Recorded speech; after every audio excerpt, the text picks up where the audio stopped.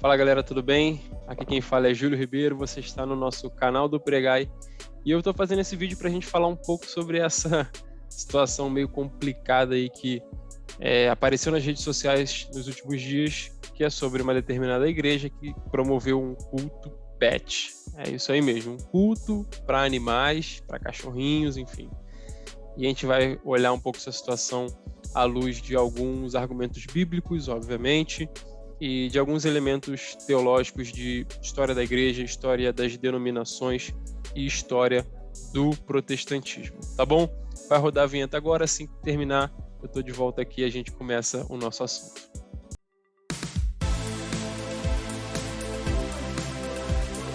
Para quem não é judeu, todo mundo, a segunda coisa que eu aprendo com esse ano é o seguinte. Bom, antes de mais nada, já vou pedir para você se inscrever no nosso canal, ativar as notificações e acompanhar tudo que a gente está fazendo, especialmente pelo nosso Instagram, @oficial.pregai. Lá você vai encontrar conteúdo de qualidade, estudos, cursos, imersões, vídeos, explicações, indicações e muita coisa bacana, beleza?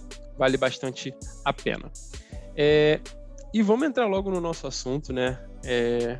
Eu fui surpreendido por uma seguidora da nossa página, mandou um direct para mim e falou: Júlio, dá uma olhada nisso aqui, o que você acha? E ela veio até meio que, assim, cautelosa, né, e tal. Ela já tinha a opinião dela formada, só que ela quis ver o que eu achava. E quando eu vi, eu falei: cara, eu não acredito que eu tô vendo uma coisa dessa. Não acredito que eu tô diante de um cenário tão absurdo como esse. Um culto pet, uma igreja grande, Igreja Fonte de Vida de Goiânia, que promoveu esse evento e que obviamente agitou as redes sociais, muita gente falando bem, muita gente falando mal, concordando, discordando, e fica aquela pergunta, né? E aí? Os animais podem participar de um culto público? A gente pode fazer um culto público, um momento de adoração pública voltada para os animais? É lícito? É bíblico? Faz sentido que os animais participem da adoração na igreja, no momento público, que nós conhecemos como culto? São algumas das coisas que a gente vai analisar nesse vídeo. Antes, eu fiz o meu dever de casa e fui procurar saber um pouco acerca desta igreja, né, da Igreja Fonte de Vida de Goiânia, porque o culto pet, ele não é raiz. O culto pet, ele é fruto. O que eu quero dizer com isso? Para você entender como que uma igreja chega no nível de promover uma bizarrice dessa, você precisa entender que igreja é essa, qual é a teologia desta igreja, onde que ela se insere entre as igrejas que nós temos no cenário brasileiro hoje, por quem ela é liderada, quais são as estratégias que essa igreja usa. E consultei o nosso amigo Google, né, e vi que esta igreja foi criada em 94, ou seja, ela se insere dentro daquilo que a gente conhece, talvez como final da terceira onda, ou algumas pessoas que podem chamar até de quarta onda, do pentecostalismo, aquilo que foi conhecido como neopentecostalismo. Essa igreja, Fonte de Vida, segundo os meus estudos, segundo aquilo que eu encontrei na internet, é uma igreja neopentecostal. E como uma boa igreja neopentecostal, né, fica aqui o sarcasmo, ela tem aquele conjunto de características que são comuns às igrejas pentecostais. Primeiramente, a liderança carismática. Existe um bispo e existe uma bispa que estão à frente desta igreja. A detenção dos meios, de certa parcela dos meios de comunicação, como rádio, TV, etc. e tal. Aquele posicionamento quase que estratégico de marketing para poder alcançar as massas, para poder alcançar as multidões. E o culto pet evidencia o quê? Uma teologia fraca e certa dose de pragmatismo, né? Ou seja, se isso aqui funciona, é o que a gente vai fazer. Então, quando eu entendo, né, que eu estou falando de uma igreja neopentecostal e que tem todos os traços característicos de uma igreja neopentecostal, inclusive, eu achei um trabalho de faculdade, né, alguém que escreveu sobre o neopentecostalismo e especificamente sobre essa igreja, falando inclusive sobre a questão política, que o filho de não sei quem é deputado, que tem aliança com fulano de tal, que está na Câmara, que está na Prefeitura.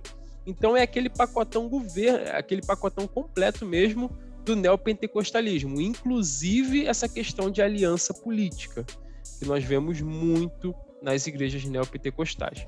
Então, quando eu sei qual é o tipo de igreja do qual eu estou falando, a surpresa acaba, né? A surpresa, ela vai permanecer, porque, cara, um culto pet é uma coisa muito louca, mas, por um outro lado, ela acaba. Tipo assim, eu não poderia esperar menos do que isso de uma igreja neopentecostal que abraça tudo isso que eu acabei de falar. Nunca fui na igreja Fonte de Vida, não sei, tudo que eu estou falando aqui é baseado no que eu pesquisei na internet. Inclusive, uma das seguidoras da nossa página, ela é desta igreja, ela não é da sede, ela é de uma outra cidade. E quando ela viu o banner e que ela ficou assustada e viu que era da igreja dela, ela ficou super decepcionada. Eu não tenho medo de falar o que eu estou falando aqui, porque, de fato, quem conhece, quem estuda o neopentecostalismo sabe que varia uma coisa ou outra, mas o espírito do neopentecostalismo brasileiro é basicamente por esse caminho que eu acabei de citar. Então, quando a gente vê um culto pet, cara, desculpa, mas já era de se esperar de algum momento alguém fazer isso dentro dos círculos neopentecostais. E por isso que eu sempre falo contra o neopentecostalismo. Os meus seguidores e alunos que são adeptos de igrejas neopentecostais, eu falo sem medo de ser feliz, saia daí, procure uma igreja mais bíblica, uma igreja com uma teologia mais correta, mais heterodoxa, mais ortodoxa, fuja dessa heterodoxia, enfim, beirando ali a heresia, e procure um lugar um pouco mais saudável, que te ofereça um alimento melhor, que te ofereça um alimento mais saudável e mais bíblico, porque senão, daqui a pouco, o culto pet vai ser fichinha perto das outras loucuras que vão inventar. Muitas pessoas se posicionando como, não, isso aí é uma estratégia de evangelismo, não. Pessoal, tudo tem um limite. Até estratégias de evangelismo tem um limite, tá bom? Porque Paulo se fez fraco para com os fracos, forte para com os fortes, como se estivesse debaixo da lei para aqueles que estão debaixo da lei, e se fez como, né, pastor de culto pet para quem tinha pet. Não, tudo tem limite. Tudo tem limite. Estratégias de evangelismo também tem limite. O culto público, ele tem alguns elementos que não são... É até ridículo falar isso. É tão lógico, mas enfim. Pro bem de quem estiver escutando, eu vou falar. O culto público, ele tem alguns elementos que não são inteligíveis aos animais, como, por exemplo, leitura. É óbvio, o animal não lê, leitura da palavra, pregação da palavra, oração, sacramento, louvor, enfim. Isso não é inteligível aos animais.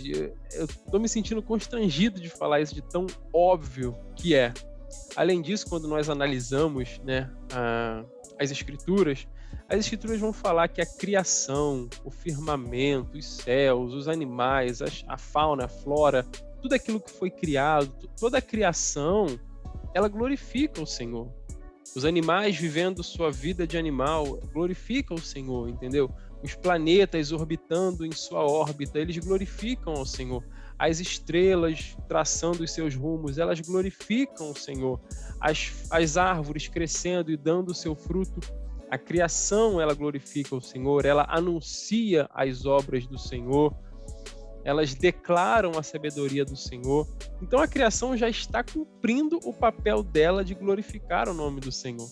Quem precisa desses momentos de adoração pública e de leitura e de exortação e de tudo aquilo que nós temos no culto público é o homem, porque no homem sim reside essa essência pecaminosa, deturpada, depravada, e que precisa ser regenerada através da ação do arrependimento promovida pelo Espírito Santo. Então, tudo isso que é feito no culto público é feito para o homem, no sentido da necessidade. Eu não quero dizer que o culto é voltado para o homem, não me entendam mal, mas os elementos são inteligíveis ao homem. O culto é para Deus, o culto é para a pessoa de Jesus Cristo. Nós entendemos isso, não distorçam as minhas palavras, mas o culto em si, os sacramentos, as ordenanças, a liturgia é para o homem, é para que o homem seja alimentado, exortado, corrigido, edificado, instruído, e por aí segue-se, tá bom? Então, pessoal, assim, não tem base para isso, não tem base bíblica para isso. É melhor que eu e você consigamos digerir isso logo, porque a tendência é que depois eles inventem alguma coisa ainda mais louca, ainda mais sem noção, ainda mais sem sentido, tá bom? E não poderíamos esperar menos do que isso do neopentecostalismo, que já promoveu e continua promovendo diversos absurdos no meio da fé cristã, liturgias das mais loucas possíveis, coisas que envolvem rituais de transe, dinheiro, bens jogados no fogo e atos proféticos e um monte de coisa que, enfim, a gente procura a base, mas não acha. A gente procura um fundamento, mas não encontra. E agora mais um caso para a lista grande de ocorrências. Agora a gente tem o precedente do culto pet, tá bom?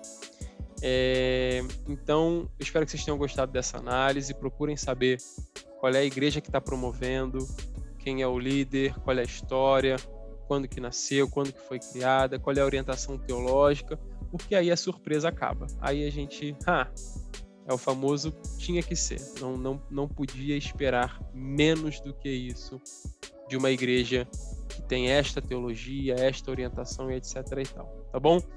Quem fala aqui é o professor Júlio Ribeiro. Se inscreva no nosso canal, ative as notificações, deixe o seu comentário aqui nesse vídeo, concordando, discordando, sempre no respeito, obviamente, e acompanhe que a gente está produzindo bastante conteúdo para vocês, beleza? Fiquem com Deus, galera. Um grande abraço.